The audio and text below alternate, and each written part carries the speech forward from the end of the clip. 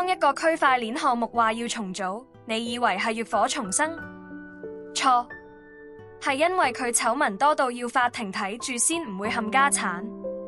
呢單嘢集齊晒所有撲街元素，市場操縱醜聞，創辦人自己停自己職，仲要俾各大交易所踢出門口。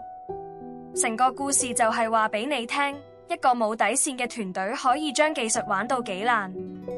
官方仲話會喺法庭監督下繼續營運，哇，真係多謝晒，即係話冇人睇實佢哋就會即刻再呃過啦。佢哋成個治理架構就好似揾個賊佬去管金庫，仲要同你講我哋裝咗 CCTV 好安全一樣，荒謬到極。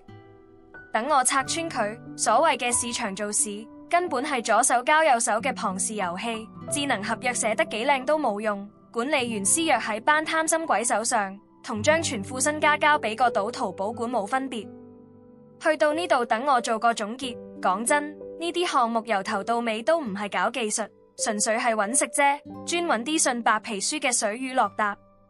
今次俾法庭接管，唔係救贖，係恥辱處，抵死。呢集嘅分析就講到呢度，想睇更多深入嘅專題報道，訂閱與否隨你，但我哋嘅更新係最硬核嘅。